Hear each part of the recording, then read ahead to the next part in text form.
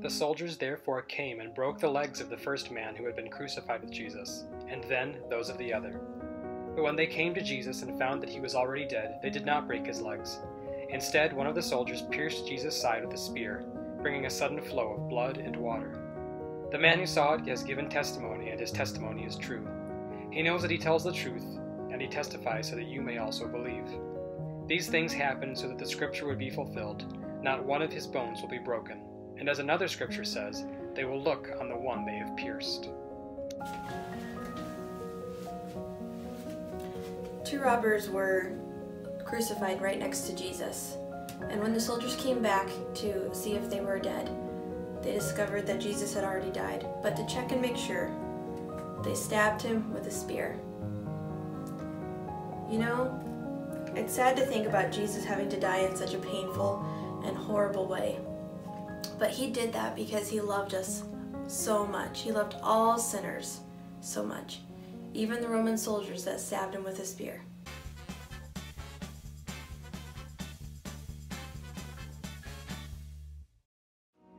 As evening approached, there came a man from Arimathea named Joseph, who had himself become a disciple of Jesus. Going to Pilate, he asked for Jesus' body, and Pilate ordered that it be given to him. Joseph took the body, wrapped it in a clean linen cloth, and placed it in his own new tomb that he had cut out of the rock. He rolled a big stone in front of the entrance to the tomb and went away.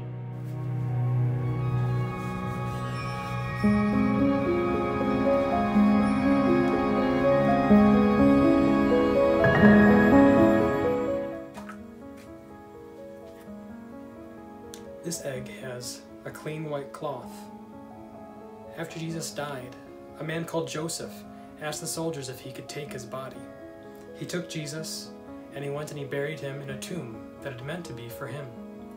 This was a brave and loving thing that he did. He was showing care and respect for Jesus' body, even though he had just been killed by very powerful people. Joseph was showing that he wasn't afraid to show his love for Jesus.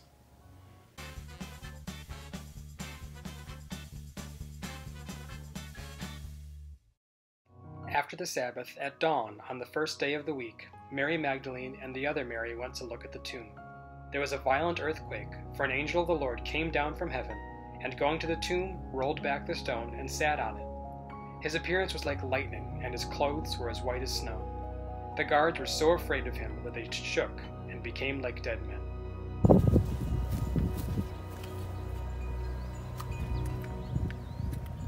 Inside this egg is a stone. You know, there was a large stone put in front of Jesus' tomb. It was probably the size of a car. But that didn't stop God. When Jesus rose from the dead, the stone was rolled away. The soldiers were so afraid that they fainted.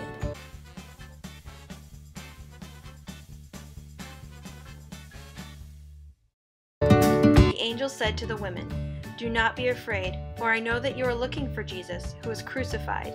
He is not here, he has risen, just as he said. Come and see the place where he lay.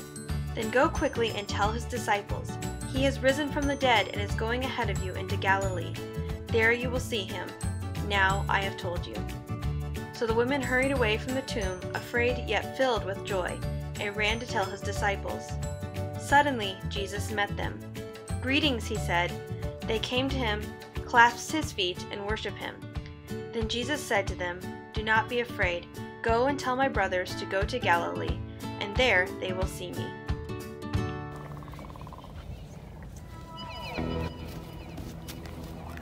This egg is empty.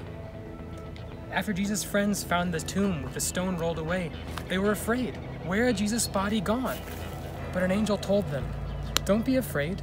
You're looking for someone here where dead people are. But Jesus is alive. Jesus had defeated death and come back to life. This is how he beat death. That means that he has life to offer to you and to me.